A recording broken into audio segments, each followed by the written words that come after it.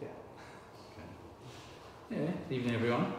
So we're going to carry on looking now at the history of restoration, and we start looking at Moses' course, which, as you know, is quite long. And so this is to do with the national foundation for creating a national foundation to receive the Messiah.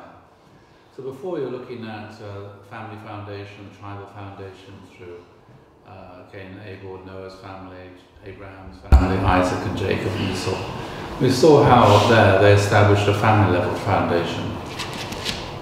In Jacob and Esau, Jacob overcame his fallen nature, was able to reconcile with Jacob. But Jacob and Esau, though, didn't actually establish a proper foundation of substance. Because Jesus, when the Messiah came, he didn't actually come on the foundation established by Jacob and Esau. Because if you remember, the descendant of Esau were the Edomites, and the descendant of Jacob were the Hebrews. But the Edomites and the Hebrews remained enemies for almost the next 2,000 years, until not long before the birth of Jesus. And so even though they were Jacob and Esau were reconciled, they weren't actually able to unite and to form a foundation substance, a foundation to receive the Messiah. So this was done, as we saw later, in Jacob's family, between Joseph and his brothers, and then much more intensively between Judah and Benjamin. The name of that comes later. So there has to be a national foundation to receive the Messiah, because part of this foundation is to protect the Messiah.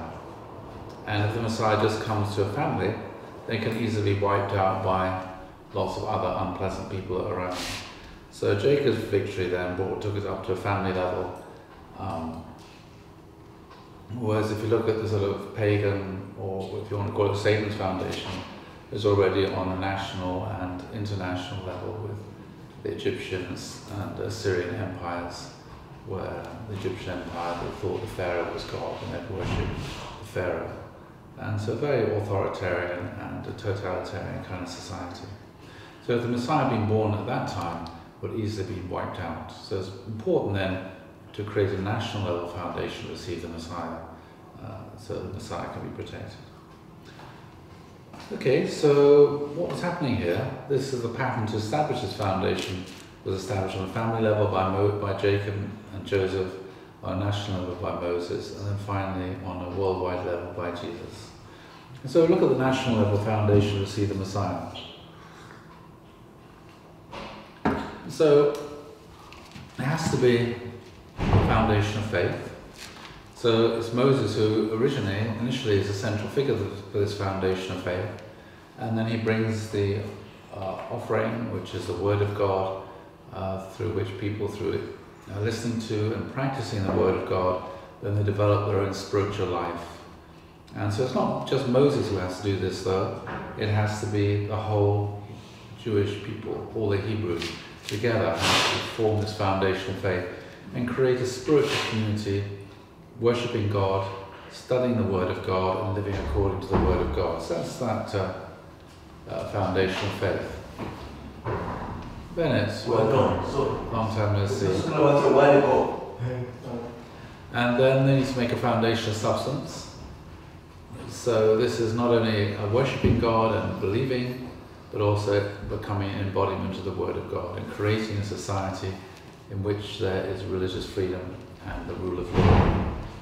And this has to come about also through unity between Moses and the Hebrews. And this then would have made a foundation to receive the Messiah when the Word could become flesh.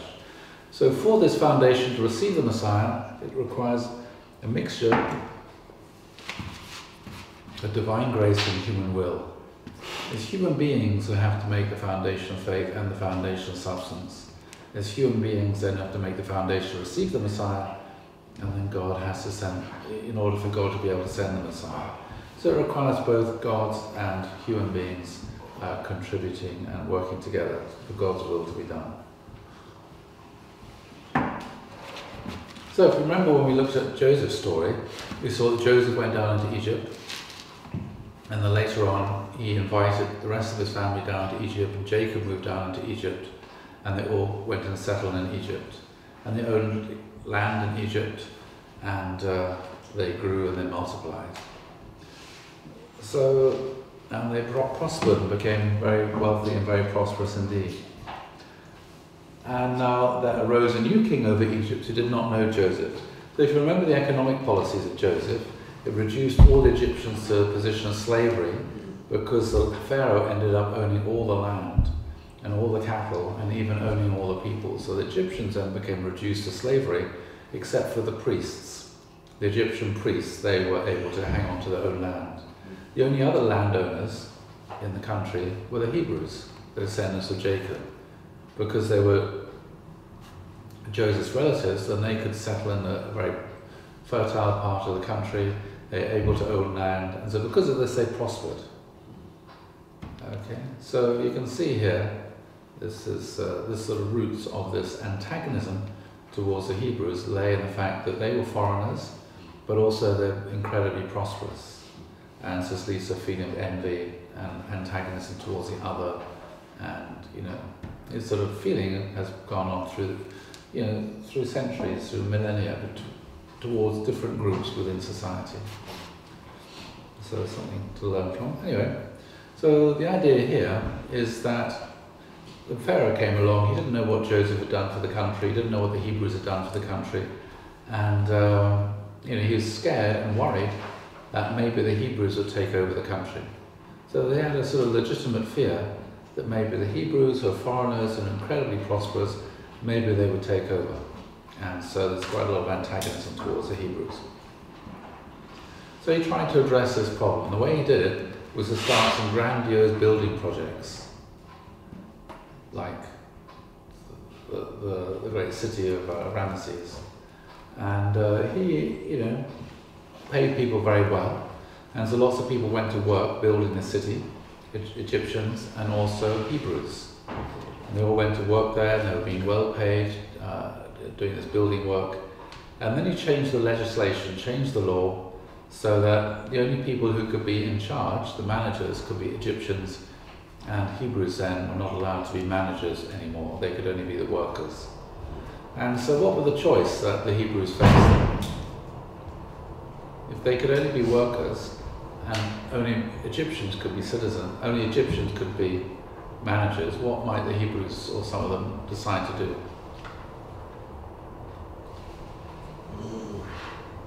And what do people who emigrate to this country, what do they sometimes try to do?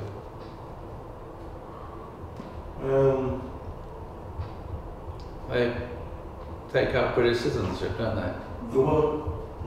Yeah, so there's a temptation in Egypt.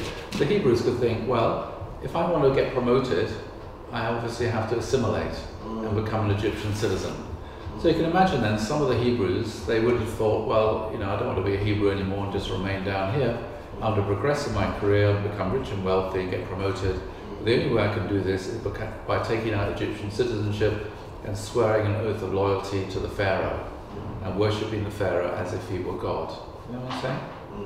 So you can see here, this is one of the ways in which Satan tried to break the faith and try to destroy the Hebrews, their sense of identity, so that after 400 years there'd be nobody to take out of Egypt. So they put them onto these building projects. Anyway, and then gradually it started reducing the wages of the workers, and people who were the managers, they started to get paid more. And some of the Hebrews then, they thought, well, we're not getting paid very much now. Let's go off and back to our old businesses and our old jobs. But then there were people who were enforcers, Egyptian police, who prevented people from going back. And gradually, incrementally, they were reduced to a position of being slaves. Their working conditions were degraded, the amount of time, all their privileges and rights were gradually removed until eventually they were reduced to slavery, a complete dependency upon the Egyptian state. This is where they're supposed to ought to have lived, in Goshen, and you can see there's a picture of it here. You can see a picture there of somewhere. See this foot? Yeah? Mm-hmm. Okay, you can imagine this is about 6 feet here. So you can imagine how tall that statue originally was. Massive. Have you been to the British Museum? Yeah. Have you seen some of the Egyptian things that are there? And some of the arms, be an arm about 15 and 20 feet long. Yeah. Yes? And you can imagine, or some of the heads, they're massive heads. You can imagine then the size of these statues. They were enormous. Enormous statues. Anyway, that was incredibly wealthy, incredibly highly developed technology and civilization at the time. So basically, as I said, they got reduced to slavery. That was their situation. So I'll have a look now at the first national course to restore Canaan. So Moses, as I said, he was a central figure for the national course of restoration to Canaan. So he was the son of Amram and Jochebed, and so he was second generation Hebrew, born in Egypt. And his father, Amram, he was a member of the Levite tribe and descendant from Jacob. And he was one of the religious leaders of the synagogue in Egypt. Anyway, so as I said, the Egyptians, they tried to reduce the Hebrews to slavery, but still the Hebrews kept on multiplying and the population kept on growing. So then the Pharaoh said to all the midwives that when a baby Hebrew boy is born, they should have him put to death. Okay? Try to, reduce the birth, try to reduce the population.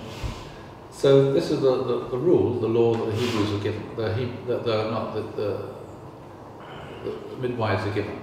But they refused to carry out that law. They refused to carry out that direction. They disobeyed the Pharaoh. Because they thought, we're trained to help women to give birth to babies. Our job is completely opposite of murdering children, babies when they're born.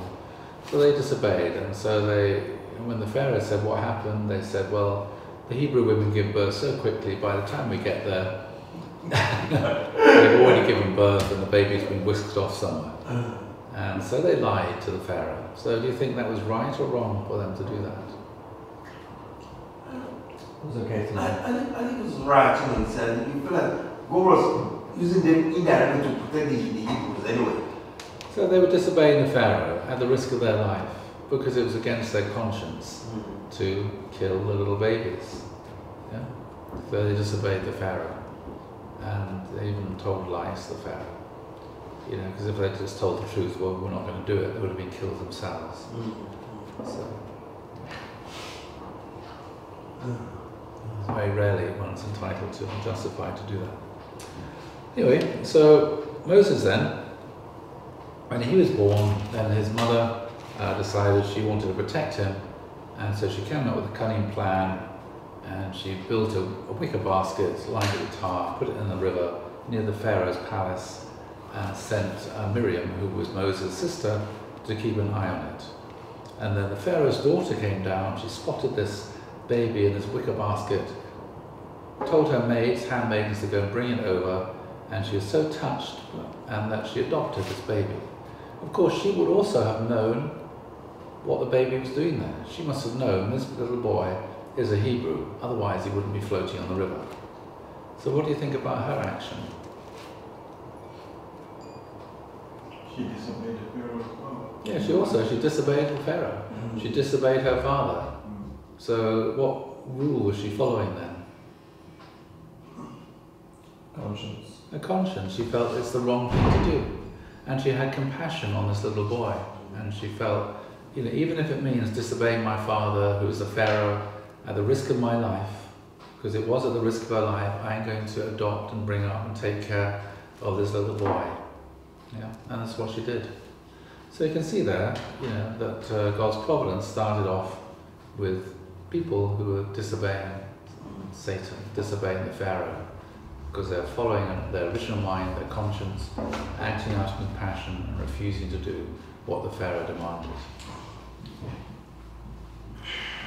So Moses then, he was adopted and he grew up in the palace for 40 years.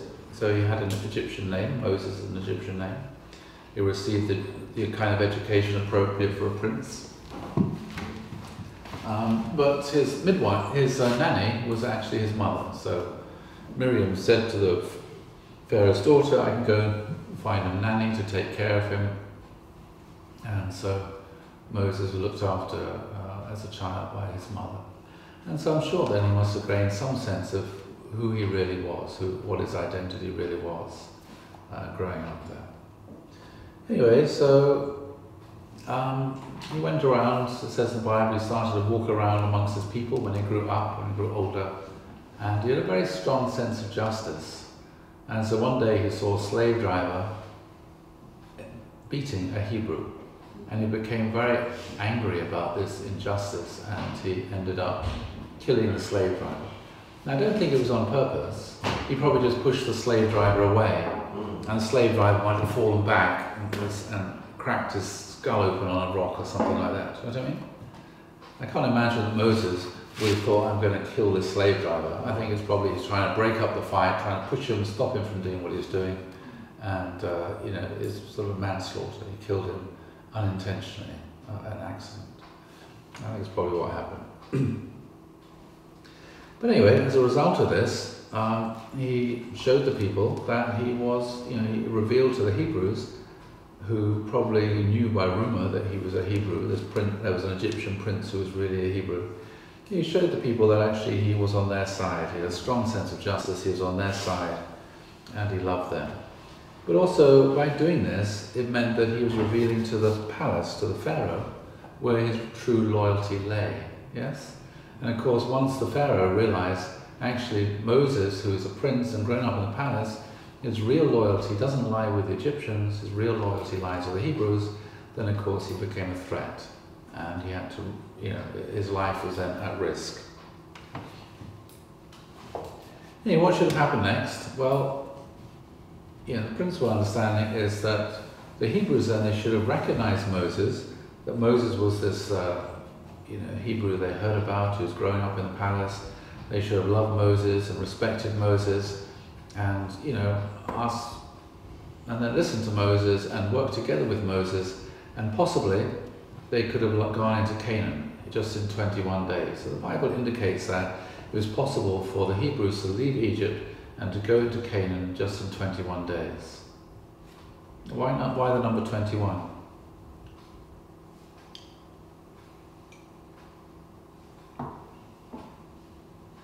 What's number 21 signifies about? I think so. It signifies perfection, like 3 seasons, formation 7, growth 7, perfection. So 21 is like perfection, that's perfection, really. Right, so when you're 21 years old, you're supposed to be what? So it's mature. Fully grown. Mature. Yeah, you're supposed to be mature, an adult. You should be somebody who's responsible for their actions, okay?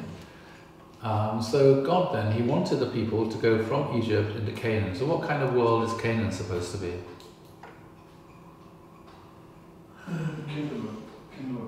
Kingdom of heaven. Is it a world of slavery or a world of freedom? A world of freedom. World of freedom, that's right. A world of freedom. People live according to their original mind and their conscience, living within the law. And so in order to do that though, people had to change their way of thinking.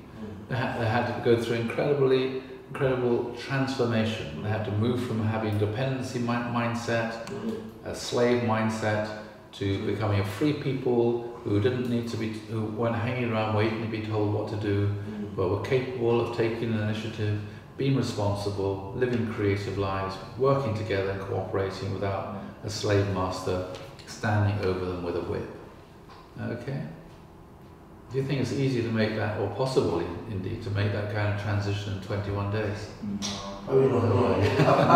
After 430 years of slavery, it may be very difficult. It's impossible, you know, for anybody to make that psychological, mental, spiritual, and also social transition, because it means people need to change their way of thinking, the way of feeling, the way of interacting, the way in which their family, their society is structured. All these things would need to change radically within 21 days. Honestly, I think it's impossible. I think also one of the encouragements in that journey to Canaan was the land would be flowing with milk and honey.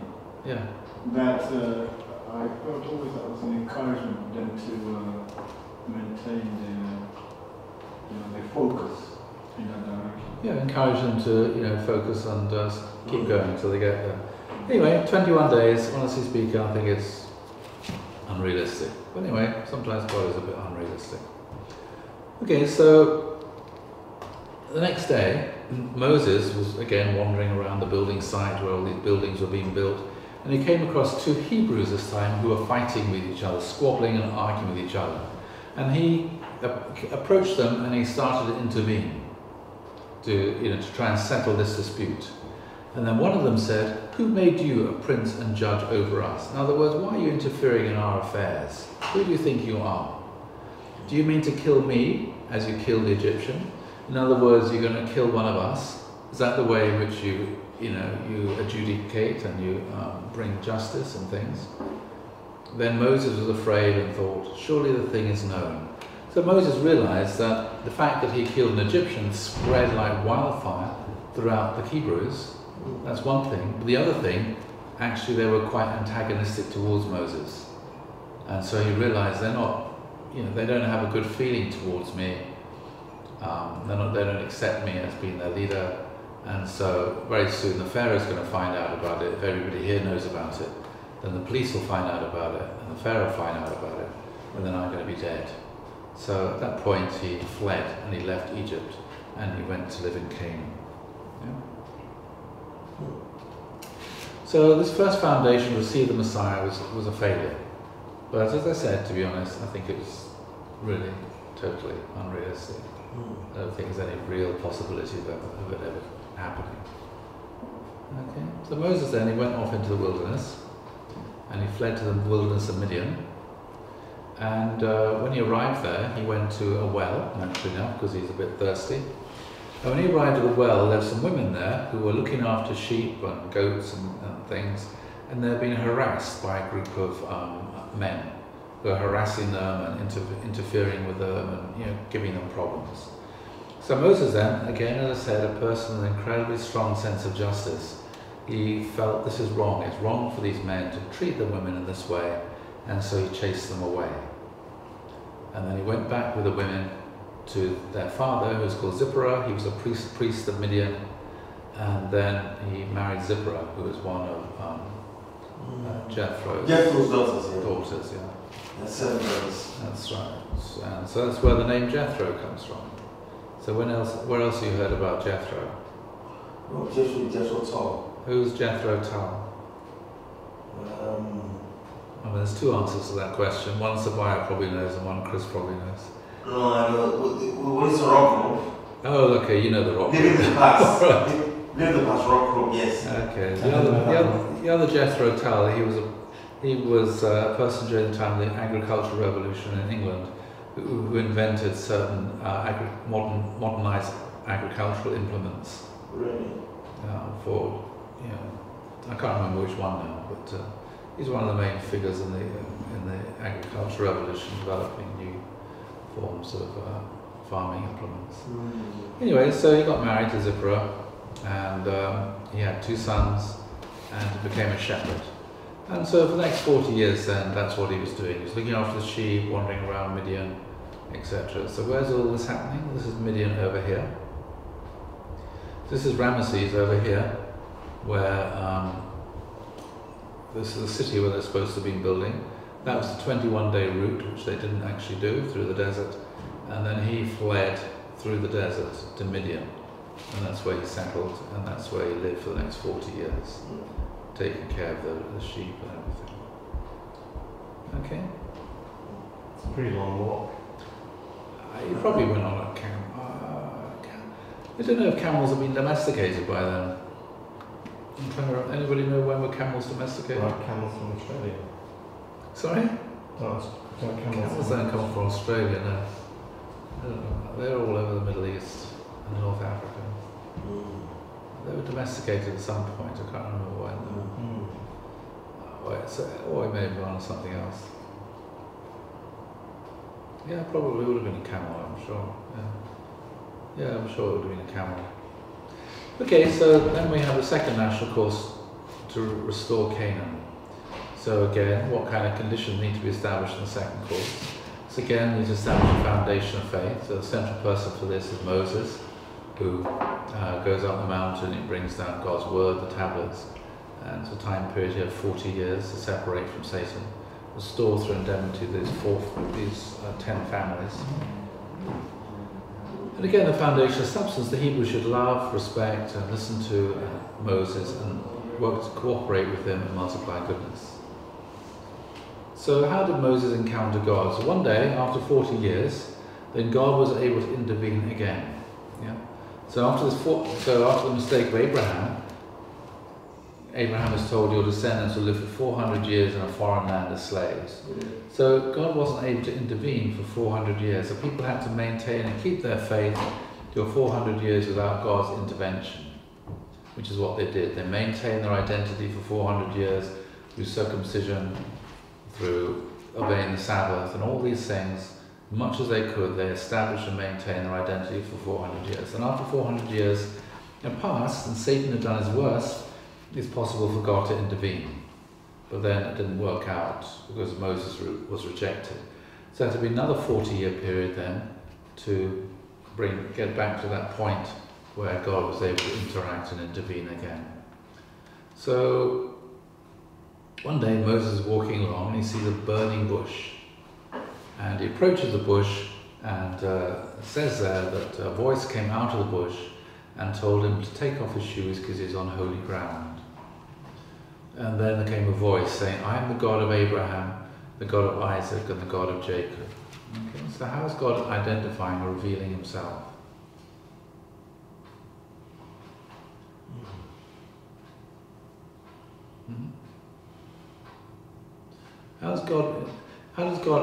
Does God reveal himself as I am God, the creator of the universe? What's the difference between God revealing himself as I am the God, the creator of the universe, or I am the God of Abraham, Isaac, and Jacob? How is it different?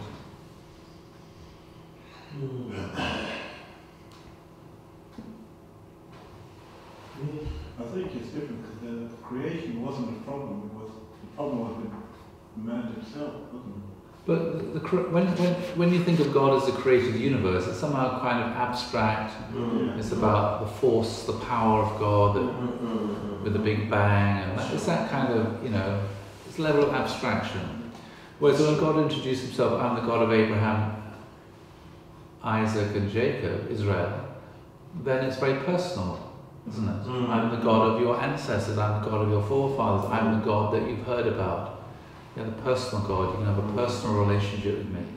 So that's how he introduces himself, in that sense, in that way. That's the first thing, is his calling card. I'm the God of Abraham, Isaac, and Jacob. Okay, now I know who you are. Okay? And then he says, I have seen the misery of my people in Egypt. So what does that reveal? I have heard them crying out because of their slave drivers, and I'm concerned about their suffering. What is God revealing about himself here? It's compassionate. Yeah, he cares. Yes? He's been hearing about all this crying and this suffering, and he cares. That's the first thing God says is, I've seen the misery and I'm concerned. I care about them because they're suffering. So in that sense, God is a God of heart, God is a God of love. God is like a parent who cares about the suffering, and has been waiting in that sense to be able to intervene, to liberate them from their suffering in Egypt. But God wasn't able to intervene for 400 years because of the mistake that Abraham made. So God had been patiently waiting and crying when he saw the suffering until finally he could intervene and act. And so the first thing he says to Moses, I care about what's going on. Yes? I care, I'm concerned. This is who I am, and this is how I feel about it, and I want to help. That's how God introduces himself to Moses. Not as the almighty God that created the universe who should be worshipped, yes? But as a God who cares, and who wants to help. But why in a burning bush? Sorry? Why in a burning bush? Well, and a bush is that's a fire. Often the fire is something which is it's not solid, but it's something, you know what I mean? It's like spiritual almost. And so it's like a metaphor for God in many ways. It's something, fire, when you look at a fire, it's fascinating. It's almost like it's alive, do you know what I mean? It's not alive in a way that a plant or an animal or anything is alive, but when you think about things which are not alive, it's the most living thing, you know what I mean? Or things that aren't really alive. Yeah. It's interesting, isn't it? Fire, you're watching fire, you see the flames, Especially if you dancing. record it in slow motion. Yeah. It seems like it doesn't seem real anymore. Yeah, it's nothing like it, is there? Yeah. So in that sense, it's like a sort of metaphor. It's something, for something. So I think that's why. And then, of course, the bush doesn't get consumed, doesn't get burned. So it's not a destructive kind of fire. It's different. So that's, I think, good question. I haven't really thought about it much before. Then Moses then enters into discussion with God. And God says to Moses, "So now go. I'm sending you to Pharaoh to bring my people, the Israelites, out of Egypt." But Moses says, "Who am I that I should go to Egypt and bring out the Israelites out? I should go to Egypt, to Pharaoh, and bring the Israelites out of Egypt." So what's that question, who am I? Who was Moses? Who was he? Why is he asking that kind of question? Was Moses You really saying to God, who am I? I'm no one special, I'm not really. Yeah. Well, what was his identity? Who was he in that sense? Was he an Egyptian? Well, yeah. Was he an Egyptian? He was brought up in a palace and lived in the palace for 40 years, but was he an Egyptian? No. Okay. Was he a Hebrew? Yeah, he was born in Hebrew. Yeah, but he was never. just raised as an Egyptian. Well, he was raised. He never lived amongst the Hebrews. Yeah. He didn't know any Hebrews. Mm. So in that sense, was he a Hebrew? No. Where did he live for the last 40 years? In the palace. No, the last 40 years now. Oh, in the Midian. In Midian. Yeah. But was he a Midianite? No. No. So that's always his question, who am I? Why should anybody pay any attention to me? I'm not a Hebrew, I'm not an Egyptian, I'm kind of a nobody. You know what I mean? No real roots in that sense. But did he speak two languages? Three No. languages. Midian, Egyptian, and Hebrew. Well, I'm sure he would have spoken Egyptian, Yeah. and I'm sure he would have spoken whatever they spoke in Midian. I have no idea what that was. Did he speak Hebrew? I don't know. I mean, I suppose he would have learnt it. Maybe his nurse, taught him nursery rhymes and taught him how to. I would imagine his mother, when she was looking after him, would have spoken to him in Hebrew. Yeah. And so I'm sure he would have known Hebrew from his mother, even though he grew up in the palace. Yeah. Anyway, so that's an important question, who am I? And then God said, "I will be with you, and this will be the sign to you that it is I who have sent you. When you brought the people out of Egypt, you will worship God on this mountain." What do you think of that? God says to Moses, look, when Moses says, "Who am I that I should go?" and God says, "Well, I'll be with you," what's problematic about that? God saying, "I'll be with you." Can you see God? Is it very convincing then? God says, "Okay, I'll be with you, don't worry." Yeah, but you're invisible. Okay, that's one thing. And then secondly, God says, "This will be the sign to you that it is I who have sent you." In other words, when you brought them all out of Egypt, then I'll appear. You know what I mean? It's like, don't worry, when you've done the job, then I'll let them know that it's me. Is that very convincing? Not really, is it? No. Okay, I don't think. And so I can imagine Moses thinking, okay, I don't think that's going to work. So Moses says to God, look, supposing I go to the Israelites and say to them, the God of your fathers, God of Abraham, Isaac and Jacob, has sent me to you. And they ask me, what is his name? I don't even know what your name is. Then what shall I say? What shall I tell them? And in other words, Moses is asking, first of all he asks, who am I? And then he says, who are you? Yeah? So this is the end of the day, this is what it's all about. What is my identity? And who is God? What is God's identity? What is the nature of God? And so God says, I will be, God said to Moses, my name is I will be who I will be. In other words, God is completely free, can be who he wants to be, can act in the way he wants to act. This is what you're to say to the Israelites, I am or I will be has sent me to you. I go on, or another translation, Yahweh is what it says in Hebrew, I go on being as I go on being. It's kind of hard to understand. Well, what does Yahweh mean? Well, that's the Hebrew word, the Hebrew name for God. And one way of translating to English is I am who I am. But actually it's a future tense kind of verb, so better translates I go on being as I go on being. So it's this kind of very ambiguous. It's a sense that God is changing. God is free. God isn't static in that sense. I am who I am is not a good translation because that gives the impression God is very static.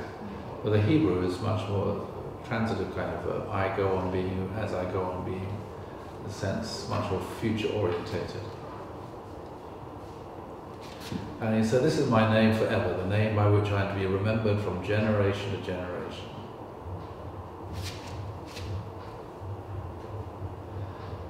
So Moses then asks these two questions, perhaps the most important question, who am I and who are you? And maybe a third question, how can I do what you ask of me? Each of us and all of us together in a relationship with God, so we need to know who we are and who God is. That relationship is based in the covenant, so we need to know what the divine asks of us. We need to know how and indeed whether we can do it. So Moses then says, well, they won't believe me. Okay? In other words, that's not really much evidence. It's not going to work. And so God then gives Moses 3 miracles. And the first thing is, Moses answered, they will not believe me or listen to me. And they will say, God did not appear to you. So how does Moses feel towards the people? They will not believe me. Very. Maybe I suppose it's that say once bitten, twice shy, I think it's experience. When they left the palace and they saw the 2 Egyptians, the Egyptian Hebrew and killed him. Then there were 2 Hebrews fighting, and then they tried to intervene. And one of them accused him of being a killer anyway.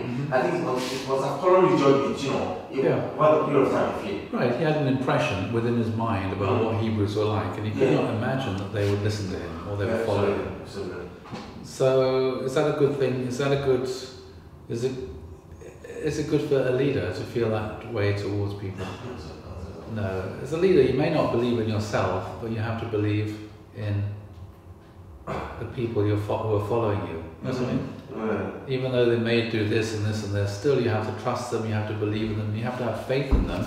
Because if you don't have faith in them, then the whole thing's never going to work. You know what I mean? So this is like a sort of mistake then that Moses did. He did not believe, he said, they will not believe me or listen to me. It makes you wonder why God even chose Moses. Why did he choose Moses then?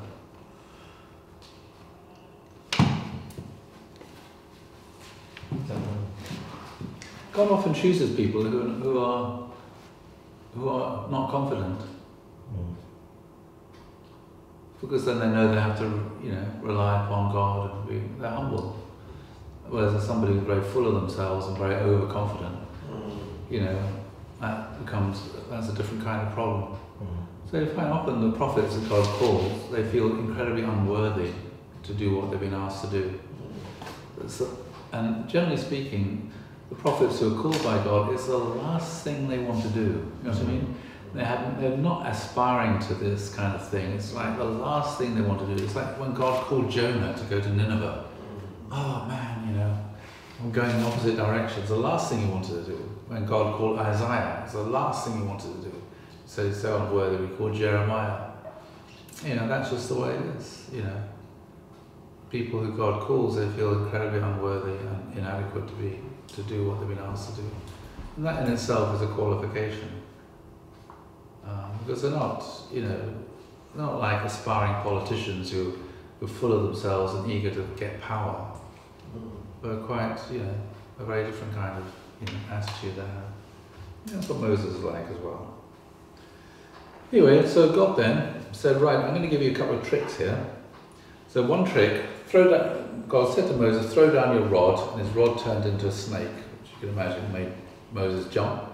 And then God said to Moses, now pick it up again. So he grabbed the snake by its tail and turned back into a rod. So that was one trick. So this is, you could say, the principle interprets this as being like the restoration of Adam and the Messiah. And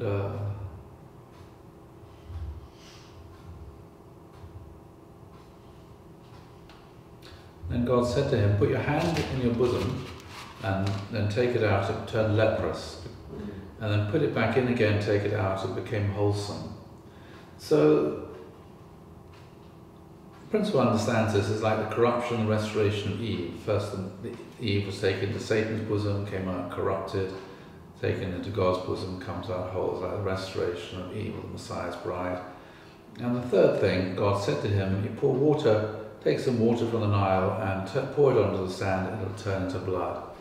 This is like the restoration of dead water into living children, like the restoration of fallen children through true parents. So, did Moses perform all three of these miracles? Do you remember, or do you know? He actually only performed the first and the third. The second one, he never performed that. And so generally when somebody becomes leprous, it's like a punishment from God for disbelief. So this is like a punishment from God for Moses disbelieving, saying to God that people won't believe me. So I am leprous. It was a sort of punishment for that. That was the only time that happened. Okay, so those are the three miracles. So then Moses says, oh my Lord, I'm not eloquent. Because Moses wasn't a good speaker, he was a stutterer. I am slow of speech and of tongue. Nobody's going to pay any attention to me speaking. Remember, you've seen that in the film of George VI, have you? The King's Speech. Yeah. You know, how difficult it was for him. Did he want to become the king? No. The last thing he wanted to be was the king. You know, it was really difficult for him, the fact that his brother, who was so handsome and such a great speaker and etc., a great socialite, the fact that his brother resigned. You know, he wasn't looking to become the king.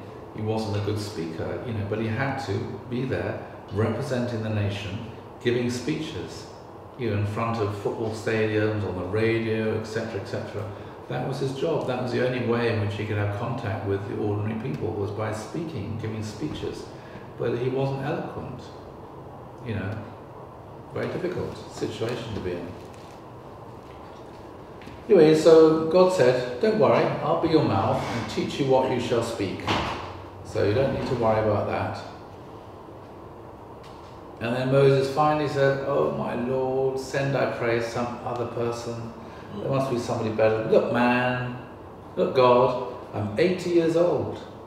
I had to go 40 years ago. I'm in retirement now. You know, I've got my kids and my grandkids and my great-great-grandkids are coming. I've retired. Go and find somebody else. You know, there must be somebody else better than me around. So, you know, that was Moses. So you can see here, the last thing Moses wants to do is to do this kind of job. He thinks, who am I? Nobody's ever heard of me. I've been out of town for 40 years, you know, etc., etc. Then it says the Lord's anger burned against Moses, and he said, "What about your brother, Aaron the Levite? I know he can speak well." So Moses then, he had an older sister, I think was 13 years older than him, Miriam. He had a brother, Aaron, who was I think 3 years older than him, and he was a good speaker. So God said to him, "Look, work together as a trinity. You'll be like God in front of Aaron and Miriam, and then if you work together, the three of you, you can accomplish this, you can do it." So again, it's a very important principle here that it's very important for a leader to have support. Yeah? And this was incredibly important for Moses. Throughout the rest of his life, he needed and relied very, very heavily upon Aaron and Miriam. And they each had their own qualities. Moses had his quality, talked to God, whereas Aaron was a major leader and guide and much more practical. And Miriam was also very important in understanding what was going on because she's a woman and advising Moses. And after Miriam died, then actually Moses got into serious trouble because he didn't have anyone to, he really relied upon her advice and her help and support. But Moses doesn't seem very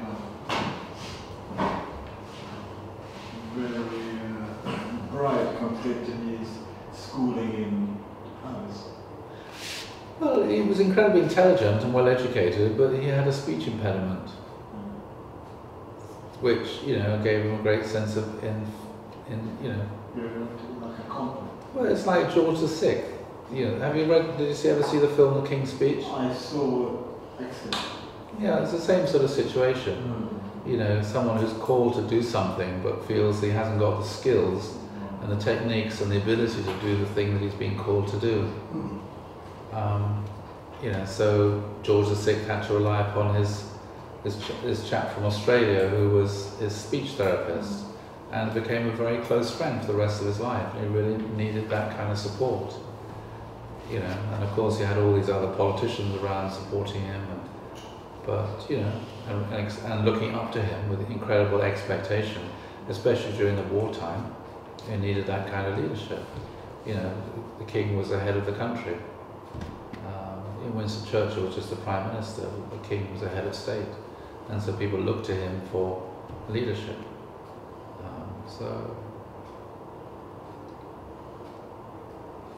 Okay.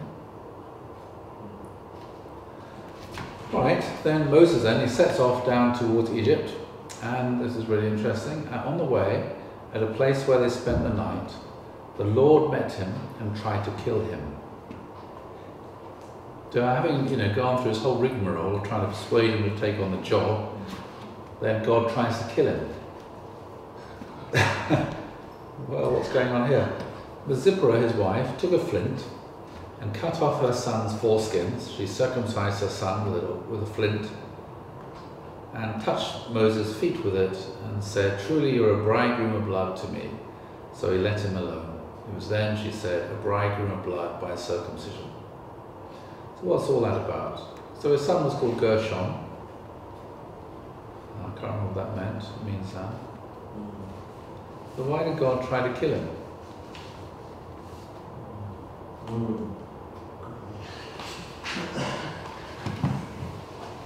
Why would he try to kill him? Yeah, I know, that's what I'm asking. I'm saying, why would he try to kill him? It's kind of peculiar, isn't it, really? Yeah. Is it because of the discussion they had and his refusal to do something? Well, now God's given. Okay, so this is a passage from the Divine Principle. God does not grant a grace to people without a necessary condition. For if he were to do so, Satan would make an accusation. Therefore, when God is about to give grace, he puts a person through a test, either before or after the grace, to prevent Satan's accusation. So God now has given many blessings, many graces to Moses, these miracles and this and that and the other. And so Satan could say, well, that's not fair. He's not qualified for all these things. And so that's why God often puts a person through a test, either beforehand or afterwards. Then you can avoid Satan's accusation. So it's a bit like, a person who's the president of a company, and then they have a son, and the son gets to 21 or 22 or whatever, and then the president of the company goes and puts him on the board when he's, you know, just out of university. What's everybody in the company going to think? They're not because he hasn't worked his way up, you know, just Yeah. there automatically. So they're going to be worried, and legitimately so, because they know that actually the managers are really important. If the manager and directors make bad decisions, then this affects the whole company, it affects their jobs and their livelihood. Understand? So that's why all the people in the company are going to be really concerned, is this person qualified or not? Yes? Yeah, because their whole livelihood depends upon it. So what they're going to do is they're going to test him. So for example, you may get a, you know, this often happens in all situations, in the army, in the fire service, in offices. Somebody who's unknown gets appointed to a position of leadership, and everybody wonders, is he up to the job? You know, in a difficult situation, will he crack, or will he make the right decision? Yeah? And so sometimes they'll test this person, put this person through all kinds of tests to see, you know, is he going to crack? Is he tough enough? Is he intelligent enough? Is he wise enough? Does he really care? You know what I mean? And when he passed the test, then they realise, yes, we can rely upon this person, we can trust this person. Yeah? So they don't want to trust the person and rely upon a person unless they know this person is worthy of their trust and is reliable and capable, will make the right decision in the right time. Yeah?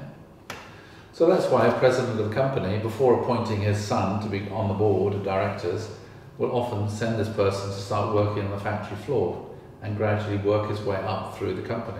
And if he works his way up successfully, then on the way up, everybody can see, well, actually, he's qualified. You know, not only can he do what we can do, he can actually do it better. And so he deserves to be promoted all the way up. Yeah? So first of all, he'll actually know everything, how the company works, which is really important. Secondly, he'll have won the people's respect, so they won't accuse or judge. And, you know, so it's best all, you know, in every direction. Yeah? So that's what God often does. God often tests people before he gives them that kind of position or responsibility. So it's the same, you know, when people become presidents in America, there's this long campaign, and on this campaign, some of the presidential candidates crack. And people say, well, it's just as well because they obviously weren't qualified. And often it's the person who can go through all the most difficulties on this presidential campaign, organising a team, giving the speeches, find out, everybody investigates their past to find there's nothing wrong, whatever. And then usually, generally speaking, the best candidate is the one that wins. Generally speaking, it's the same in this country. So that's why God tried to kill Moses then. It wasn't that he wanted to kill Moses, he just wanted to put him through a test and to see if he and his family were united and could overcome this kind of challenge. And so Zipporah then, she took a flint, cut off her son's foreskin, so she was... And you might wonder, what's the significance of that? Making a condition, would that be? Well, okay, it goes back to the meaning of circumcision. So, you know, circumcision is understood as removing the blood of death. So it's like changing one's lineage at the risk of one's life. So God told Abraham to circumcise himself, and that all his descendants should be circumcised. So that became like a mark of identity. Just like some people in a gang, they may have a tattoo. You know, that it signifies they belong to this gang or whatever. And so they may wear certain kind of clothes. So the Jews then, their mark of who they belong to is they're circumcised. That indicates that they belong to God. So in that sense, they've, at the risk of their life, they've changed their identity, their lineage from Satan's side to God's side. And it's literally at the risk of their life, removing his blood of death. So anyway, I've explained this to you before, I think, about the meaning for Abraham. It's about control of all his limbs. And it's a sign of the covenant that God restores people. So it's to do with the change of identity. So what was going on here then is Zipporah, she circumcised her son, so she was a Midianite, and her son then was not a Hebrew, because her son was descended from a Midianite woman. So Zipporah then was affirming her